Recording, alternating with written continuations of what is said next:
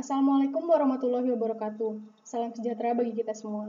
Saya Farah Yuliastuti dari kelompok kelas A 2019-3. Perkenankan, saya akan menjelaskan tentang hasil studi kasus saya di stase koasistensi diagnosa dan laboratorik dengan judul Infeksi Infectious Bronchitis Virus atau IBV dan Nematodiasis pada ayam petelur. Pertama-tama, saya akan membacakan tentang riwayat kasus terlebih dahulu. Jenis hewan, ayam petelur, umur 27 minggu. Anamnesa dan gejala klinis berupa morbiditas 100%, mortalitas berkisar 25 hingga 30%, sudah kurang lebih 5 hari tampak lesu dengan kusam, bulu-bulu yang acak-acakan. Nafsu makan menurun, penurunan berat badan, dan berkerumun bersama di bawah sumber panas. Selain itu juga terlihat pial yang pucat, konjungtivitis berbusa atau frothy konjungtivitis, lakrimasi berlebihan, edema, dan selulitis di jaringan periorbital. Selain itu, juga ditemukan adanya dyspnea, keengganan untuk bergerak, feses yang cair, dan asupan air yang berlebihan. Penurunan produksi dan kualitas telur. Telur yang dikeluarkan cacat, kasar, dan lunak pada permukaannya, juga kuning telur yang berair.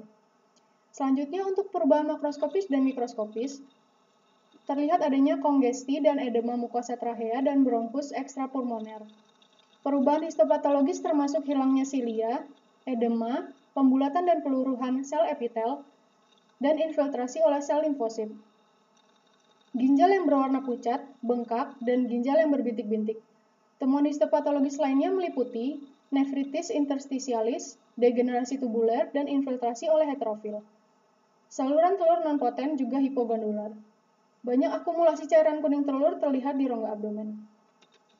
Selanjutnya adalah studi kasus patologi anatomi, di mana saya akan menjelaskan tentang perubahan makroskopis dan mikroskopis pada hewan yang diduga tertular oleh IBV. Perubahan makroskopis, perubahan yang terlihat sebelum nekropsi atau secara eksternal, menurut Bande 2016, bulu tampak kusam, ditunjukkan pada ayam yang terinfeksi setelah infeksi eksperimental dengan IBV. Selanjutnya, perubahan makroskopis pada organ trachea. Pemeriksaan setelah nekropsi. Lesi makroskopik diamati pada organ pernapasan ayam yang secara alami terinfeksi IBV. Pada gambar A, terlihat adanya sekresi mukoid, kongesti, hiperemia pada trachea, menurut literatur Bande 2016. Gambar B menunjukkan mukosa trachea menunjukkan sedikit hiperemia dan pendarahan petekie menurut literatur Merrick Borman 2012. Selanjutnya, untuk perubahan mikroskopis, organ trachea. Perubahan histopatologis pada trachea ayam yang terinfeksi IBV secara alami terlihat pada gambar A, di mana bukti sekresi mukosa oleh sel piala. Dilihat pada bentukan menuju ke panah berwarna kuning. Pada gambar B, infiltrasi limfosit pada sel epitel ditunjukkan pada panah berwarna hitam, menurut literatur Merrick Bande 2016. Selanjutnya, untuk perubahan makroskopis organ pulmo, pemeriksaan setelah nekropsi, terlihat adanya area nekrosis vokal atau ringan pada organ paru milik Bande 2016. Selanjutnya adalah perubahan mikroskopis organ pulmo. Pemeriksaan setelah nekropsi, pada gambar D, terlihat jaringan paru dengan pendarahan atau hemoragi yang ditunjuk pada panah berwarna hitam, serta infiltrasi limfosit dalam lumen alveolar yang ditunjukkan pada panah berwarna putih, menurut literatur Merrick Feng 2012. Selanjutnya, untuk perubahan makroskopis organ ginjal, pemeriksaan setelah nekropsi. Lesi makroskopis dari jaringan ginjal ayam yang secara eksperimental terinfeksi bronchitis infeksi virus atau IBV. Pada gambar B, terlihat adanya pembesaran dan deposisi urat dalam ginjal ayam yang terinfeksi oleh strain IBV YN di 7 hari setelah infeksi menurut literatur Merrick Feng 2012. Selanjutnya adalah perubahan mikroskopis pada organ ginjal. Pemeriksaan setelah nekropsi. Pada gambar F, terlihat adalah jaringan ginjal dengan lesi ginjal yang cukup parah, termasuk adanya degenerasi yang ditunjuk pada panah berwarna putih, dan nekrosis sel epitel tubulus ginjal, juga infiltrasi limfositik di interstisium, yang ditunjuk pada panah berwarna hitam. Sel epitel tubulus ginjal juga terkelupas, dan juga eritrosit diamati secara luas menurut Feng 2012.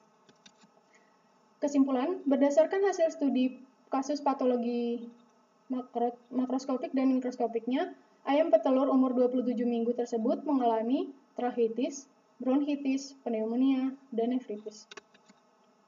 Selanjutnya adalah studi kasus mikrobiologi. Dilihat dari etiologinya, infeksi bronkitis disebabkan oleh infectious bronchitis virus atau IBV. Menurut Bande 2016, infectious bronchitis virus atau IBV merupakan virus yang dapat diklasifikasikan berdasarkan genus Gamma coronavirus, famili Coronaviridae, ordo Nidovirales, serta anggota keluarga coronavirus lainnya. Genom IBV terdiri dari protein struktural dan non-struktural. Menurut Su 2016, menyatakan bahwa IBV adalah virus yang memiliki ciri-ciri beramplop, positive sense, tidak tersegmentasi, dan virion RNA untai tunggal. Di sebelah kiri bisa dilihat bahwa adanya diagram virion IBV, di mana glikoprotein permukaan atau S yang besar dibelah menjadi dua subunit, yaitu S1 dan S2. S2 menjangkar molekul dalam amplop yang berupa membran lipid. Glikoprotein membran atau M yang lebih kecil hanya menjorok sedikit ke permukaan luar. Hanya ada beberapa molekul protein amplop ketiga atau E. Genom virus ini adalah single-stranded RNA. 27.600 nukleotida panjangnya dan dikelilingi oleh nukleoprotein atau N. Di mana fungsi dari masing-masing protein struktural ini bisa dijelaskan bahwa S1 merupakan target utama antibodi dan merupakan perlekatan dan masuknya virus ke dalam sel hospes. Untuk protein M dan E adalah protein yang berhubungan dengan membran untuk pembentukan partikel dan juga permulaan virus. Untuk protein struktural N berkaitan dengan genom RNA dan pembentukan ribonukleoprotein. Selanjutnya, untuk klasifikasi virus sendiri, avian infectious bronchitis utamanya adalah infeksi saluran respiratori pada ayam. Terdapat 3 klasifikasi bentuk penyakit berdasarkan manifestasi klinis IBV, yaitu 1. Penyakit pernafasan, 2. Gangguan reproduksi, 3. Dan nefritis. Untuk penyakit pernafasan ditandai dengan dyspnea, perubahan kemerahan pada trakea atau disebut juga hiperemik, batuk, bersin dengan atau tanpa nasal discharge. Untuk gangguan reproduksi ditunjukkan dengan penurunan produksi telur, kecacatan bentuk dan juga ukuran telur, albumen yang cair, cystic oviduct, dan juga akumulasi cairan kuning telur pada rongga abdomen. Untuk gejala nefritis ditandai dengan sikap membungkuk, bulu yang kasar, lemah, intake minum yang meningkat, penurunan berat badan, dan juga diare. Di sini slide yang menunjukkan tentang replikasi virus. Pada gambar 7, model hipotesis dari kinetika replikasi IBV B1648 dan M41 pada mukosa pernapasan, darah, dan organ internal ayam dari literatur McCready 2016. Di mana virus ini masuk secara alami melalui rongga hidung. Virus juga bisa tertular melalui sekresi saluran respirasi, kontaminasi feses, dan juga dari pakan atau minuman yang terkontaminasi dari feses. Selain itu juga alat dan benda-benda yang berhubungan dengan peralatan kandang yang terkontaminasi dengan feses dari hewan yang terinfeksi IBV. Menurut penelitian bahwa penularan melalui aerosol itu bisa mencapai waktu 24 jam dari pertama kali terpapar. Nah, selanjutnya proses replikasi virus dimulai dengan interaksi S1 spike dengan reseptor alpha 2,3 sialicylic acid pada permukaan sel inang atau disebut juga attachment. Selanjutnya adalah aktivitas fusi membran. Lalu yang selanjutnya adalah IBV memasuki sel dan melepaskan nukleokapsidnya. ke dalam sitoplasma sel. Selanjutnya adalah replikasi sel, dan yang terakhir adalah virus budding.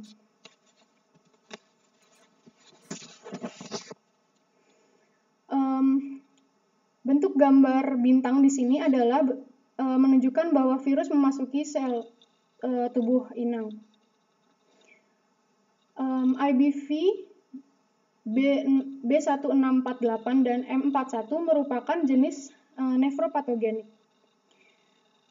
Virus masuk melalui lubang hidung secara alami, lalu kedua jenis strain IBV ini akan bereplikasi di trakea. Selanjutnya dia akan menembus masuk ke dalam mukosa saluran pernapasan. Di sini bisa dilihat bahwa masing-masing strain memiliki tingkat virulensi yang berbeda-beda. Untuk strain IBV B1648, dia mampu menginfeksi monosit sehingga bisa menimbulkan viremia yang ditunjukkan pada jumlah bentukan bintang pada saluran peredaran darah yang ditunjukkan pada gambar. Selanjutnya, setelah dia masuk melalui pembuluh darah, lalu akan menyebar ke pulmo, hati, dan limpa dan juga ginjal yang ditunjukkan pada gambar. Berbeda dengan strain IBV M41 yang hanya dapat menginfeksi bagian trachea saja. Selanjutnya, untuk teknik sampling dan isolasi virus. Sampel berupa swab trachea atau jaringan dari trachea, ginjal, dan oviduct. Perubahan makroskopik pada embrio akibat infeksius bronkitis atau IB, hasil inokulasi pada media TAB atau telur ayam berembrio SPF, specific pathogen free. Pada gambar, terlihat adanya perubahan berupa pengkerdilan atau dwarfisme dan juga jari-jari embrio yang mengkeriting setelah terinfeksi IBV dibandingkan dengan gambar di sebelah kanan yang tidak terinfeksi IBV. Hal ini juga dikonfirmasi oleh jurnal lain milik Jackwood, di mana perbandingan embrio normal 16 hari di sebelah kiri dan embrio yang terinfeksi tampak meringkuk dan mengkerdil pada foto bagian kanan.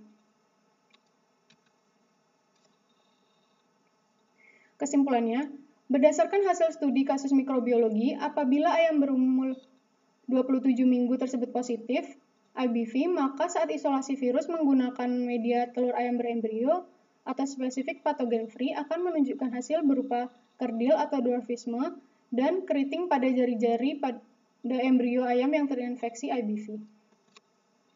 Selanjutnya adalah studi kasus parasitologi. Sebelumnya saya akan membacakan riwayat kasus terlebih dahulu. Jenis ayam adalah ayam petelur atau galus-galus dengan umur 27 minggu. Anamnesa, ayam petelur milik Bapak Gofar di daerah Yogyakarta. Pak Gofar memelihara ayam petelur dari berbagai umur. Sistem pemeliharaan ayam petelur masih tradisional dengan cara diumbar di halaman yang terletak di belakang rumahnya. Populasi ayam di halaman tersebut sebanyak 30 ekor. Makanan yang diberikan untuk ayam-ayam tersebut berupa jagung, bekatul, dan tepung gaplek. Minuman yang diberikan secara ad libitum dalam suatu wadah plastik. Air minum berasal dari sungai yang terletak tidak jauh dari rumah Bapak Gofar. Dilaporkan sudah 5 hari terakhir, 6 ekor ayam mengalami diare, lesu, kelemahan, dan produksi telur yang menurun. Untuk gejala klinis, terlihat ayam mengalami penurunan nafsu makan sejak beberapa hari terakhir, hingga tampak lemas. Ayam juga mengalami penurunan berat badan dan juga penurunan produksi telur. Piel tampak pucat. Ayam juga mengalami diare ditandai dengan konsistensi feses yang berwarna kecoklatan, berlendir dengan konsistensi yang encer. Juga ditemukan adanya pruritis dan gumpalan darah di antara bulu-bulu halus dan pada permukaan kulit bagian dada dan kelaka. Dilihat dari jenis endoparasitnya, cacing nematodiensis yang sering menyerang ayam petelur di antaranya adalah Ascaridia gali, Heterachis gallinarum, dan Synghamus trachea. Untuk Heterachis gallinarum, bentuk telur adalah oval dan juga memiliki kulit yang tipis. Ukuran cacing sekitar 13 mm untuk betina dewasa, untuk jantan dewasa 11 mm, dan memiliki spiculae. Untuk infeksi heteralitis gallinarum sendiri, itu dapat menyebabkan nodul-nodul di bagian sekum hingga menyebabkan diare. Untuk Singamus trachea, cacing berwarna merah dengan ukuran 2 cm. Dia memiliki predileksi di trachea dan juga bronkus. Cacing Singamus trachea itu ditemukan selalu berpasangan secara permanen dengan ukuran pejantan 2-6 mm di bawah betinanya. Lalu Singamus tracheanya juga memiliki bentukan seperti huruf Y. Untuk bentukan telur sendiri memiliki bentuk elips dan mempunyai operculum. Infeksi Singamus trachea itu dapat menyebabkan gejala klinis berupa sulit bernafas, berat badan yang menurun, hingga pneumonia.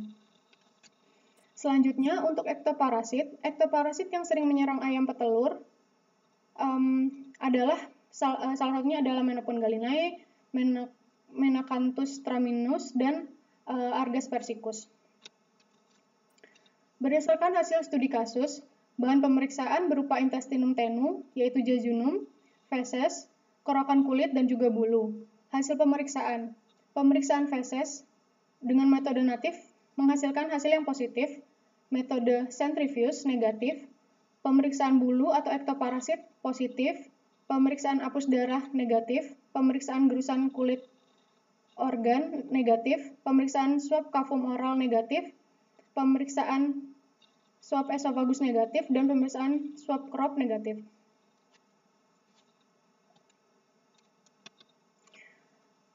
Untuk hasil studi kasus, sampel diambil dari intestinum tenu atau jejunum. Dilihat pada gambar A, intestinum tenu ayam, segmen usus membesar dan juga akumulasi gas pada bentukan yang ditunjuk oleh panah hitam. Sebagai akibat dari akumulasi cacing-cacing di intestinum tenu tersebut, terutama pada cranial jejunum. Lalu untuk gambar B, terlihat penumpukan padat Ascaridia galli dengan hemoragi mukosa yang ditunjuk pada panah berwarna hitam di jejunum. Interpretasi sendiri, lesi Ascaridia galli mampu merusak fungsi dan juga kinerja usus halus diikuti dengan keterlambatan perkembangan. Selanjutnya, untuk hasil studi kasus intestinum tenu jejunum untuk sampel organ. Hasil pemeriksaan. Untuk gambar 2, pemeriksaan cacing dengan mikroskop elektron. Untuk gambar A, bagian depan parasit menonjol bagian bibir dan esofagus. Untuk foto B, gambar atau bagian posterior dari cacing Ascaridia galli jantan menunjukkan 2 spikula ekor dan prekloakal saker melingkar. Untuk foto C, bagian posterior cacing betina menunjukkan ujung ekor lurus dan runcing dan bukaan anal menurut literatur Brar 2016. Untuk interpretasi, secara umum morfologi tentang cacing Ascaridia galli dewasa, baik jantan maupun betina, telah banyak disampaikan. Panjang cacing antara 30-80 mm dengan diameter 0,5-1,2 mm. Sedangkan panjang cacing betina antara 60-120 mm dengan diameter 0,9-1,8 mm. Sedangkan informasi morfologi panjang cacing Ascaridia galli yang didapat dari ayam kampung adalah 4,2-7,2 cm untuk cacing betina dan 3,3-11 cm untuk cacing jantan. Selanjutnya, untuk pemeriksaan sampel feses, pada gambar 3 terlihat adanya telur Ascaridia galli memiliki ciri-ciri kulit telur cacing yang tebal. Dengan interpretasi, setiap telur cacing Ascaridia galli berbentuk oval atau hampir polihedral dengan ukuran kurang lebih 80-50 mikrometer dan memiliki kulit yang tebal, menurut literatur Ramdan dan Zenada tahun 1992. Selanjutnya, untuk pemeriksaan organ kulit, gambar 3 memperlihatkan morfologi dari Menacanthus traminus jantan dan betina. Keterangan. Betina Untuk nomor 1 adalah forehead, nomor 2 adalah lebus temporal, nomor 3 adalah prothorax, 4 mesothorax, 5 metathorax, 6 tarsus, 7 crop, 8 egg chamber. Untuk gambar B adalah Menacanthus traminus jantan. Nomor 1 adalah prothorax foot, nomor 2 mesothorax foot, nomor 3 metathorax foot, 4 testis, 5 crop. Berdasarkan interpretasi yang sudah saya cari, bahwa kutu Menacanthus traminus ini terdapat pada kulit bagian-bagian badan yang tidak lebat ditumbuhi bulu, seperti pada bagian dada, paha, dan sekitar kloaka ayam. Kutu jantan memiliki panjang tubuh sekitar 2,8 mm, sedangkan untuk kutu betina berukuran 3,3 mm. Menurut literatur Mortijo 2014. Pada bagian kepala memiliki bentuk yang hampir segitiga, dan pada bagian ventral kepala menyiku dengan sepasang spin-like processes. Juga terdapat palps dan antena 4 segmen. Antena berbentuk seperti tongkat yang biasanya sering tertutupi di bawah kepala. Bagian perut rata memanjang dan membulat di bagian posterior, dengan 2 barisan dorsal setae pada setiap segmen perut. Terdapat 3 pasang kaki pendek yang masing-masing memiliki cakar, menurut literatur Taylor 2016. Kesimpulannya, berdasarkan hasil studi parasitologi dan dari sampel intestinum, yaitu jejunum, feses, dan kulit, ayam berumur 27 minggu tersebut positif terinfeksi Ascaridia gali dan Menacanthus traminus. Selanjutnya adalah studi kasus patologi klinik. Di sini sudah terlihat adanya tabel dari hasil pengujian hematologi. Untuk standar normal sendiri diambil dari sumber Weiss 2011, Sturkey 1986, dan Ulupi 2014. Berdasarkan pemeriksaan hematologi dan kimia plasma pada studi kasus yang diberikan, ayam mengalami anemia normositik normokromik, hiperfibrinogemia, hiperproteinemia, leukopenia disertai limfopenia, monositosis, eosinofilia, dan heteropenia. Penjabarannya sebagai berikut. Terlihat bahwa eritrosit menurun. Untuk hasil hematologi sendiri adalah 2,3 10⁻³ sel per milimeter kubik. Untuk standar 2,5 sampai 3,5 10⁻⁶ sel per milimeter kubik. Dapat ditarik kesimpulan bahwa jumlah eritrosit menurun atau disebut dengan anemia. Menurut Salasia, anemia adalah kondisi di mana turunnya jumlah eritrosit, Hb atau keduanya.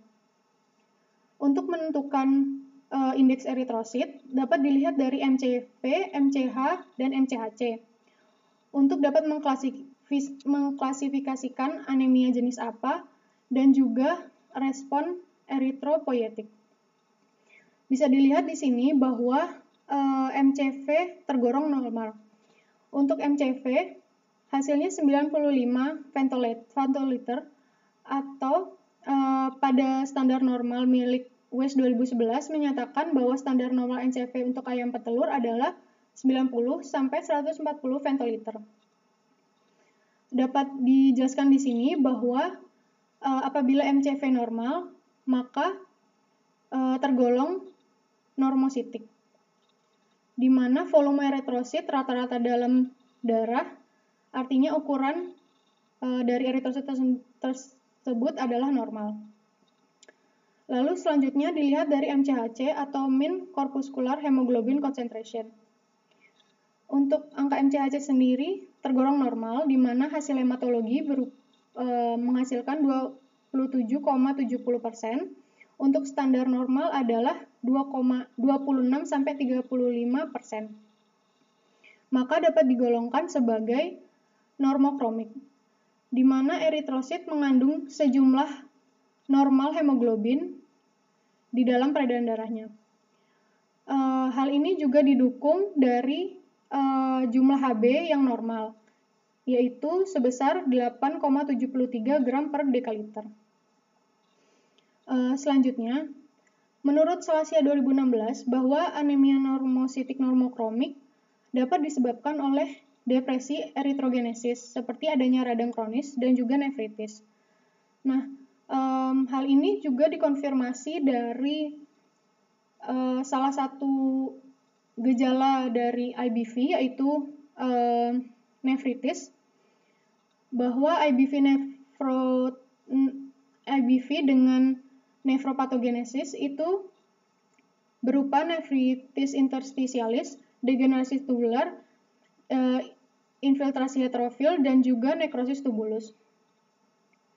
Selanjutnya, untuk penggolongan sendiri, anemia normositik normokromik tergolong pada anemia non-degeneratif atau anemia non-regeneratif.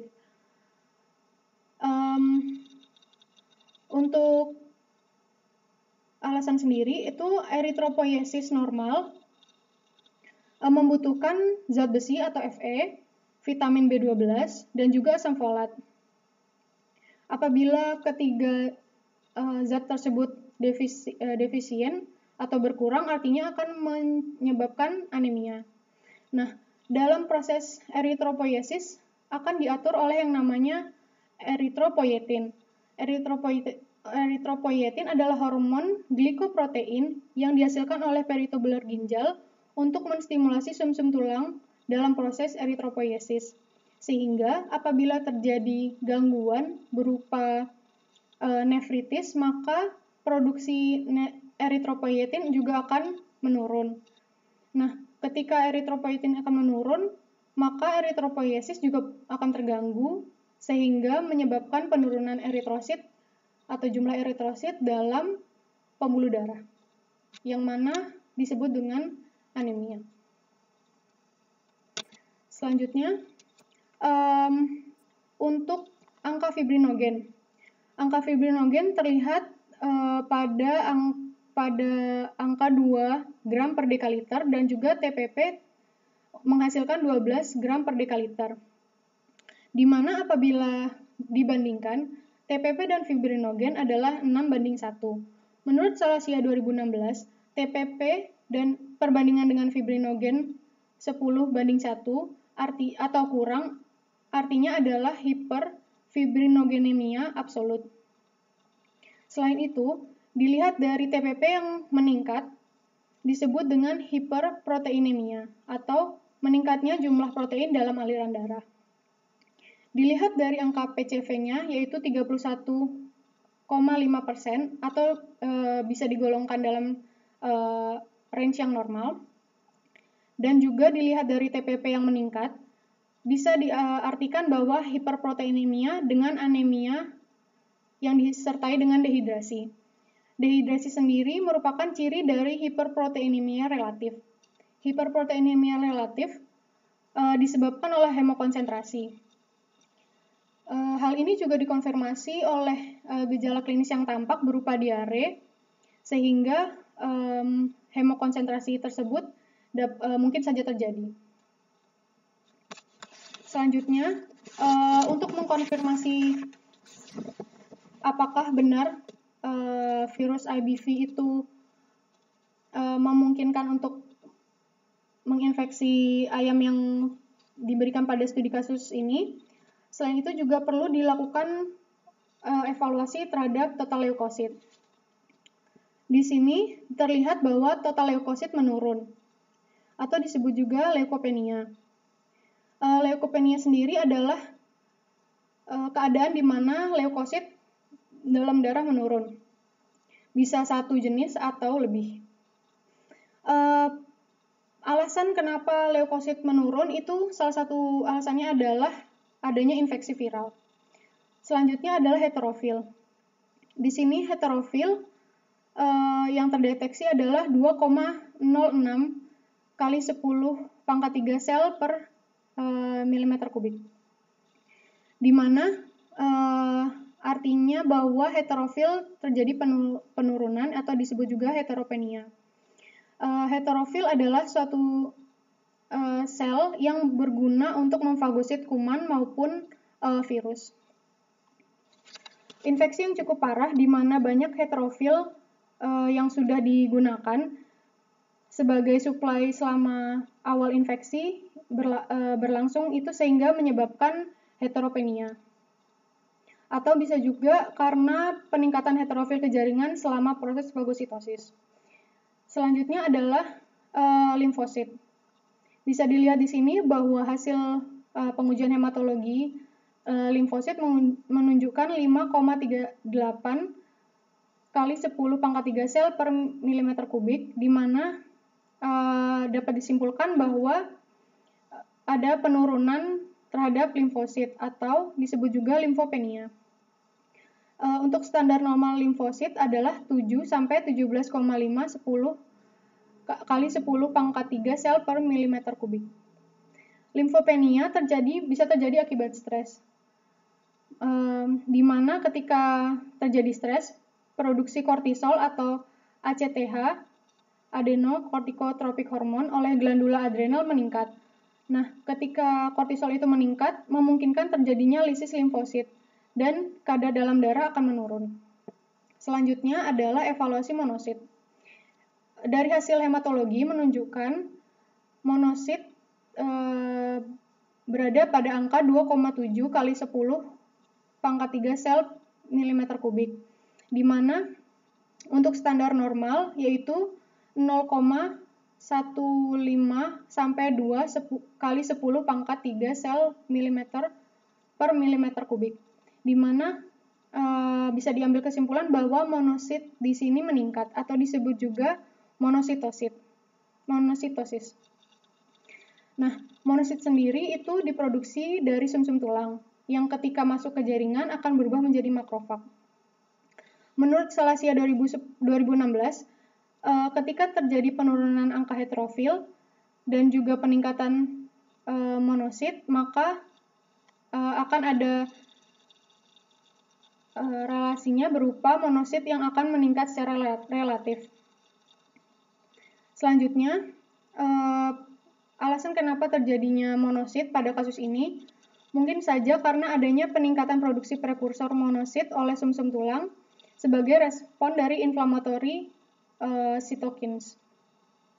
Selain itu, juga perlu dilakukan evaluasi terhadap eosinofil, di mana angka eosinofil dari hasil pengujian hematologi adalah 1,26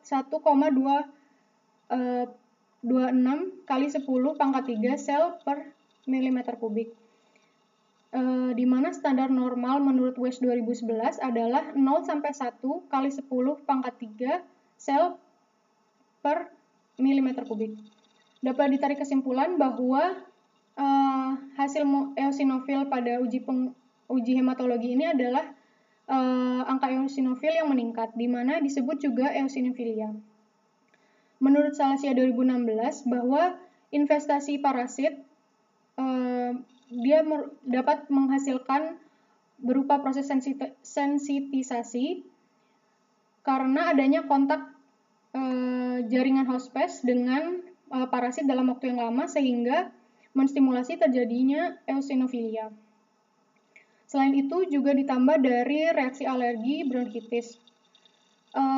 Hal ini dikonfirmasi juga dari gejala dari hasil nekropsi berupa ditemukannya cacing Ascaridia gali dewasa yang cukup banyak di usus halus. Selanjutnya untuk angka basofil sendiri yaitu 0 kali 10 pangkat 3 sel per milimeter kubik dan dapat dikategorikan sebagai angka basofil yang normal. Selanjutnya di sini adalah contoh gambar atau contoh bentukan dari jenis-jenis limfosit, jenis dari leukosit, yaitu pertama di sini adalah heterofil unggas yang dikelilingi eritrosit pada gambar nomor 7. Selanjutnya pada gambar nomor 5, di sini adalah limfosit unggas yang dikelilingi eritrosit. Selanjutnya pada gambar nomor 6, monosit yang dikelilingi eritrosit berupa nucleus bean shape menurut literatur Donnelly 2016. Selanjutnya pada gambar 8 terlihat adanya eosinofil unggas menurut literatur baca 2012. Lalu untuk bentukan basofil unggas yang dikelilingi eritrosit menurut literatur Donnelly 2016 pada gambar 9.